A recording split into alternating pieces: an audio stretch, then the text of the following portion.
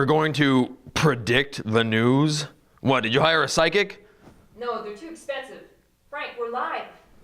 Hello, and welcome to the Krellant Evening News, your online source for news and views. While it is customary for a news organization to bring you news retrospectives at this time of year, we here at the Krellant are going to bring you something altogether better. A news prospective. That's right, rather than reflect back on the key events of 2010, tonight we'll be bringing you the soon-to-be-made news of 2011. Ahead of time. Somehow. Wow. Oh, I'm getting word that we're now going live on the scene to our very own cat reporter who is on location in Fiji. Good evening, Frank. I'm coming to you live from the island of Fiji. As you know, Frank, every year now third world countries have been falling prey to so-called natural disasters in an effort to suck our hard-earned tax dollars their way. For some of these countries, those disasters seem to be their only economic activity. This year, through the power of democracy and technology, we're asking Canadians to vote on where the next third world natural disaster will occur. Pardon? Basically, Frank, we're asking Canadians to vote on what kind of needy person they want to see on TV for 2 weeks straight sometime this year. So, Canada, if you want a tsunami to hit the tiny island nation of Fiji, text 12345. If you want an earthquake to tear apart Tajikistan, text 12346. But if you want a giant lizard attack to decimate the population of Ghana, text 12347. And it's that easy. Back to you, Frank. All right. And I'm told we'll check in with cat reporter later in the program. Looking forward to that. And now to business news. We've got our business reporter, Leona Bancroft, standing by with a report on the state of the global economy in 2011. Leona, what can we expect to happen with the markets this year? Well, Frank, this evening I'm talking to Spencer McCowan, who's like the best economist ever. Leona, I thought we had the chief economist at RBC lined up. Yeah, we did. I dumped him. This guy's office is located in the mall, Frank, and there was a sale on at the Gap. So, Spencer, what can we expect this year from the economy and stuff? Well, in all likelihood, Leona, global recovery will remain sluggish in 2011, but Canada is poised to perform fairly well amongst the G7, with a continued strengthening of the Canadian dollar. Okay, whatever. Should I buy plasma or LCD? Well, what you buy is really your decision. But you do raise a good point.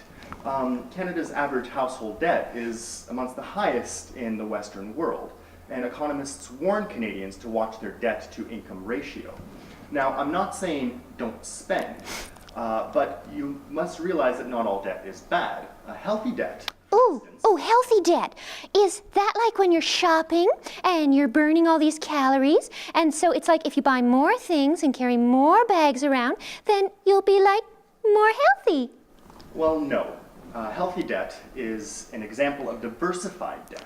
Diversified, as in shop all over the place, like at outlet stores? Ooh, and sometimes I go to the States to shop. Does that count? Or do you mean like I should use lots of different cards? Is this enough? No. What I'm trying to say, look, overall, the economic forecast for Canada is very good in 2011.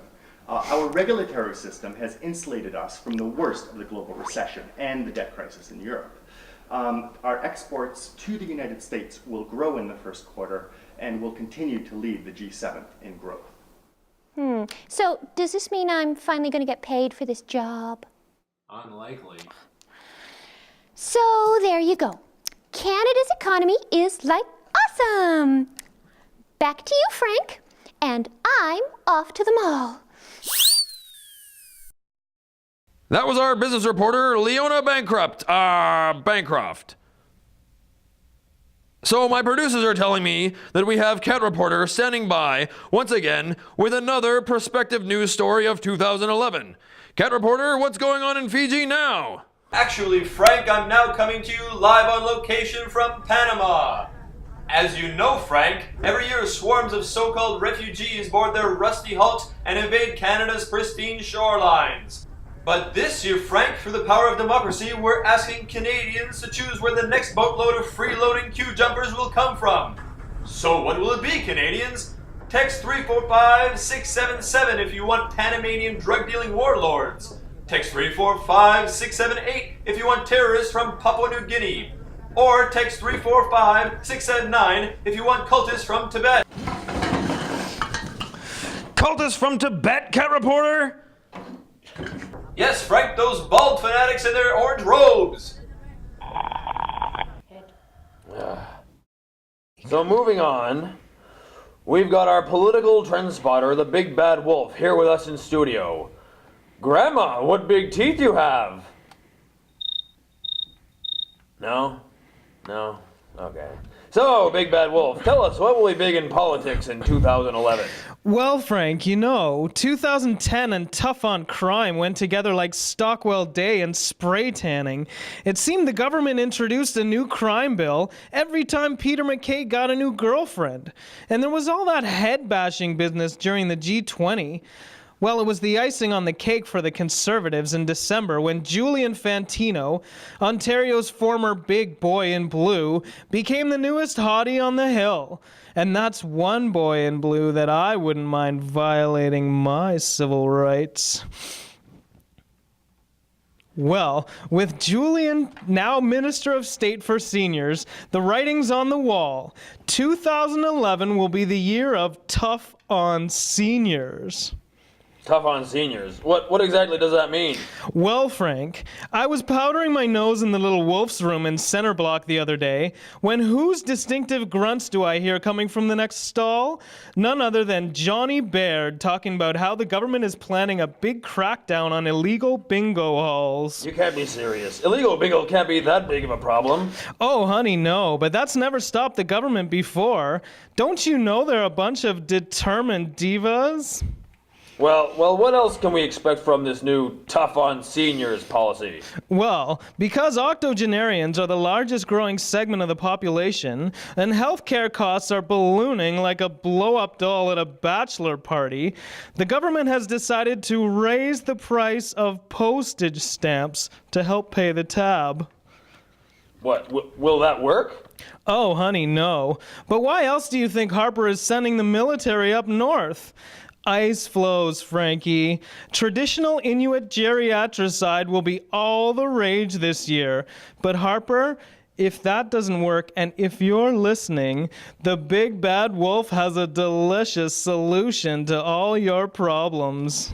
You can't eat all the grandmothers. Oh, don't worry, Frankie. I'll eat the grandfathers, too. Well, thanks, Big Bad Wolf. I don't know about your conclusions, but at least you're working with some facts. Maybe this show won't be so bad after all. Wrong again, Frank. Looks like I spoke too soon. We now go live to Cat Reporter, who's coming to us from yet another improbable location. I'm here in the squalid streets of the third world city of Winnipeg Oh, dear God. to put the emergence of the next disgusting third world pandemic to a vote. After all, Canadians are going to be subsidizing Big Pharma to get stuck with vaccinations they don't need, only to be tracked down later with microchips. So what will it be? If you want an outbreak of the Bolivian lava flu in 2011, text 35877 now. If you would prefer a flare-up of the Bangladeshi iguana flu, text 345888 now. Or perhaps you would prefer the less exotic Manitoban cat flu. If so, text 345889. Well, that's really all the time we have. I'm Frank Feltanchor saying that when news breaks, somebody's got to fix it.